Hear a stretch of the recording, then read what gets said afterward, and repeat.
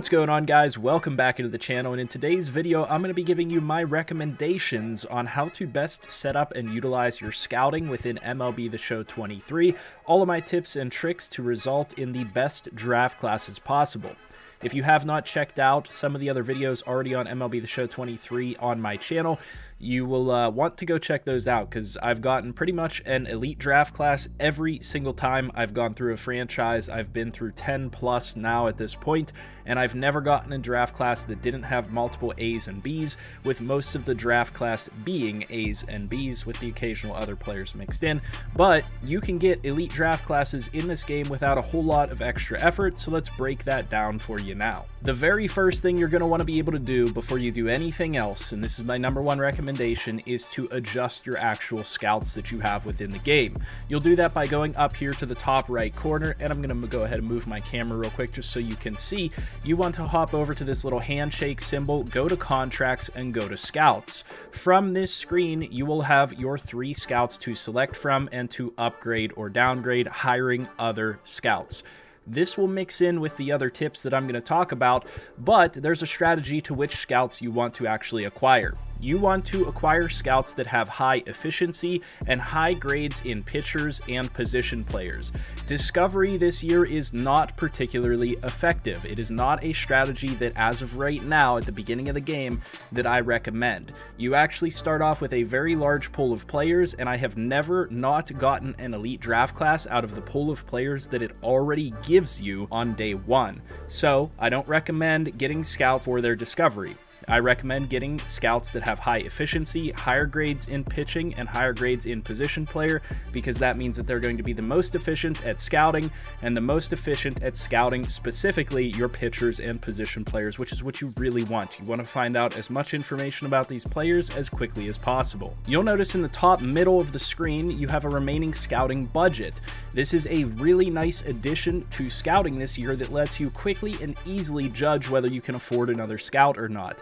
A great example of this would be Kyle Kohler, my 3rd scout, who's being paid $83,300. All I have to do is add $8,400 to that, and that sets my max scouting budget, because I have $8,400 remaining. So I could pay a scout $8,400 more than I'm paying Kohler, or I could pay a scout $8,400 more than I'm paying Hamlin. Likewise with Palmer. We're just going to go ahead and throw in Norman Pitts in this spot. It's not going to cost us a whole bunch more than what we're already paying our existing scout, but he's going to be better at efficiency. So I just kind of want to see how that plays into this situation. Really, there's nobody in that 91,000 range. It's too expensive to buy a guy like Kenny Molina. As you can see, cannot afford to offer that contract, but it's not really the best scouts below that. Next up, let's dive into what our scouts are actually doing. We are in week 11 of our assignments, and we've been doing the same thing over and over again, and that is scouting players that are already within the prospect pool. We do not waste our time with scouting a position or discovering new prospects. Discovering new prospects can yield pretty good results, but I have not had consistent success with it to deem it a viable strategy this year.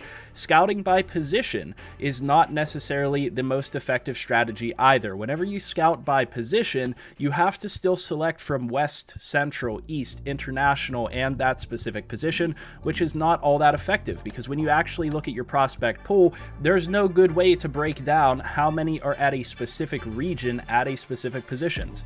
If we take a look at right fielder, for example, I would have to bring up the player card for every single player and try to figure out on my own how many are in each region. Alfonso Parra is from Connecticut. This guy's from Dominican Republic. This guy's from Cuba. This guy's from Puerto Rico. This guy's from Texas. And so, yeah, you might be able to do that on your own, but that's going to be a whole lot of extra effort that just simply isn't necessary when there's another better strategy already available to you, which is to scout players that are already on your list that are going to have a high potential range. And that is going to be the meat and potatoes of today's video, what you really want to do, which is to scout players that have a high potential range.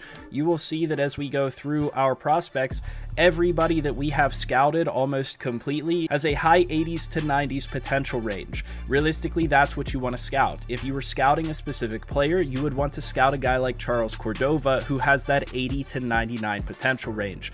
I've found that this is about 99% accurate.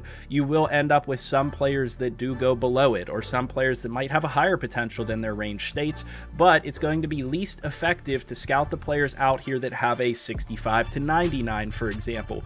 Or, for example, there's quite a few players that have a lower potential range that you automatically know is probably not going to be a good potential.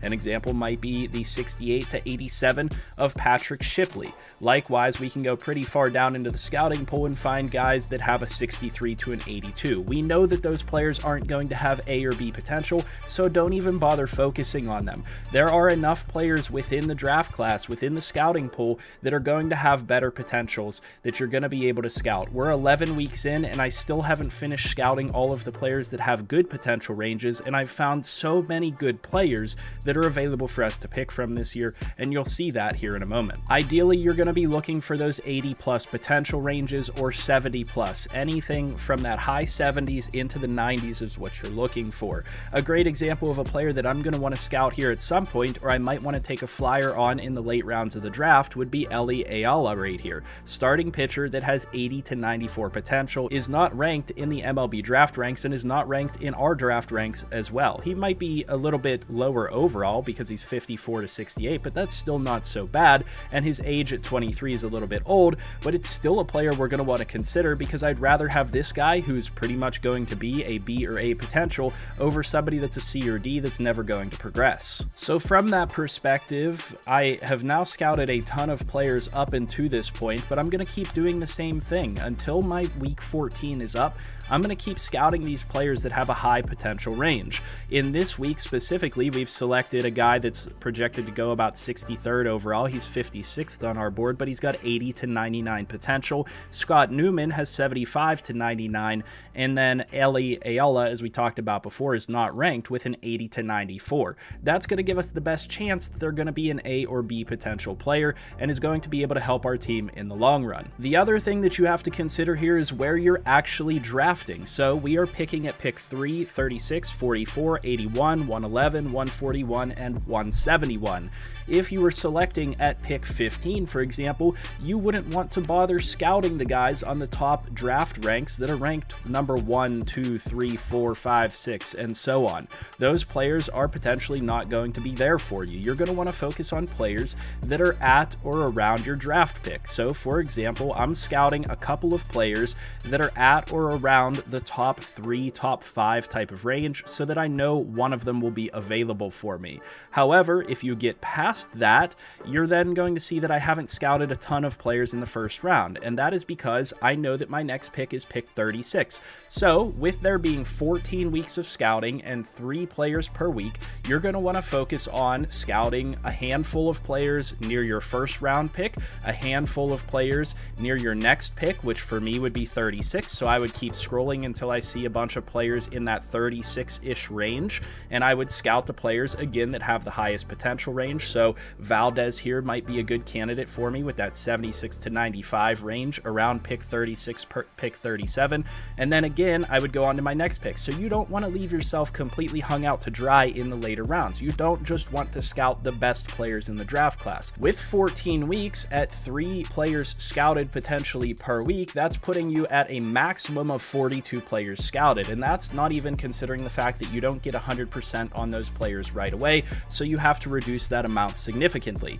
Knowing that we're going to have at least 6 draft picks, in this case we have 7 draft picks, we need to kind of split that up. We need to make sure we're scouting players that are available in the 3rd round, that are available in the 4th, the 5th, the 6th, because I still want to get A and B potentials in those rounds, and I want to be sure that they're going to be A and B potentials. I don't necessarily just want to take a flyer on those high potential players, even though it has paid off for me pretty much every time I've drafted this year. The other thing that you're going to want to make sure you don't forget is to press this R1 or right bumper button and go over to positional needs and set your positional needs to positions that you're likely going to be drafting players at.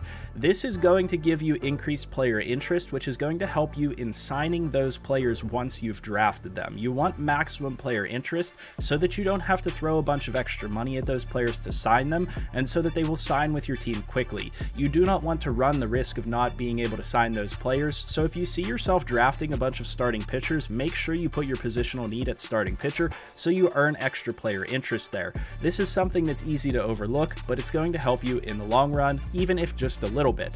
The next thing to talk about is that I do not want you guys putting your scouting on auto. While you can still have a successful draft putting your scouting on auto, it's just going to be much less effective than specifically targeting the players at the positions that you want with the potential and overall ranges that you want. You're going to come away with some very good draft prospects, as you'll see in a little bit, that are going to help your team tremendously if you're just scouting them manually and picking from the rules that we've already talked about.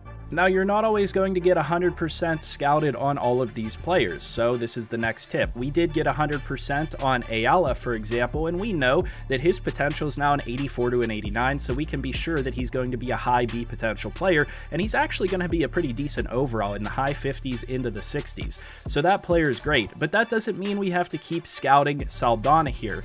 At 90% scouted, we can be pretty sure that he's going to be a high B into an A potential, and what his overall range is pretty accurate. We know that all of our scouts are giving us 80, 30, 100% scouting per week. It doesn't really make sense to ever waste it if you're up to 90% on a scout, because you're going to be wasting percentages that you could be using to get more information on a player that you don't have scouted at all, or maybe you have them scouted just a little bit. So I'm going to remove Saldana from this list completely and go after another player. I'm definitely going to remove Ayala because we've scouted him 100%, but I'm going to keep scouting Scott Newman because we're only at 38%. And in order to put more players on my board, I'm going to select players at the positions that make the most sense for those scouts. So Jason Palmer, for example, is good with both pitchers and position players. So what I really wanted to show you now that we're at the draft screen is how many players we've scouted with a high potential range and how much accuracy we have on those players. So we could theoretically add all of these players to our draft board, which I may still do, but we have a ton of players scouted here that are going to pretty much guaranteed be in that A to B potential range and help us out tremendously. Unfortunately, the guy that we had ranked as the #1 talent was also scouted heavily by the Pittsburgh Pirates, and they were able to take him first overall. This guy has the potential to be really good, but I'm not really too bummed out about that because that means we have the potential to get a really good player still at our draft position, and I know that there's quite a few of them out there based on our scouting. And taking a look at this draft class, I can already tell that with our strategy, we came out on top with a fantastic, if not one of the best draft classes I've had in MLB The Show 23 to date. No, we did not get that 80 overall player that everybody wants, but we got a 70 overall A potential starting pitcher who's going to be able to have an impact on our organization almost right away with our first draft pick. Carlos Saldana comes in as a 63 overall with A potential. Guevara comes in as a 61 with A potential. We got a right fielder who's a 58 with B. We got a 45 B, which is a little bit of a low overall, but he's 19 years old at least over here at third base. In left field, we got a 44 with A potential, and then the final pick, which was a complete shot in the dark. Every one of these other players I had completely scouted, so that tells you that our draft system works here, our scouting system works. But our last pick was Porter Elliott, who's a 41 overall B potential relief pitcher that's still coming in at a low overall, but has the potential in a handful of years to progress up to a really useful point. So again, we got all A's and B's, and at the top of the draft, we were able to really hit on a few players that are going to be able to help our team in very short order. So this is the ultimate strategy for you guys to use, and it is very simple, very straightforward. Make sure that you are manually scouting specifically the players that have a high potential range. You guys can see right here that the scouted potential for all of these players was 85 to 96, 85 to 95, 85 to 96, 87 to 93, 81 to 93, 84 to 94, and 76 to 99. So we knew that all of these players were going to have B or better potential. That is the key, ladies and gentlemen. And then when you start cross-referencing all of the other statistics in there with that, with their age and their overall range, then you come up with whether a prospect's going to be really good or not. How did we know to draft Rodney Shelley over, for example, Carlos Saldana whenever their draft range was pretty much the same, or scouting potential range was pretty much the same, or Guevara Guevara, for example, who had the same scouting potential range, well, we knew that their overall range was different. We knew that Rodney Shelley had the possibility to be a 70 overall, but we knew that Saldana, for example, was going to be maybe in the 60s. Guevara was maybe going to be in the 60s, but we knew that information because we spread out our scouting from round to round. We scouted some players in the first round, the second round, the third round, the fourth round, the fifth round, and the sixth round, and we set ourselves up for success to get a high potential player in each of those rounds, even though a couple of them might be a little bit lower overall. Every single one of these players has a high potential to impact your organization in a very positive way in a very short order. So with that being said, hopefully you found this video useful. Go put these scouting tips to the test, and I guarantee you'll come away with elite draft classes. As always, leave a like down below, comment, and subscribe. I'll see you guys in the next video, and I hope you have a good one.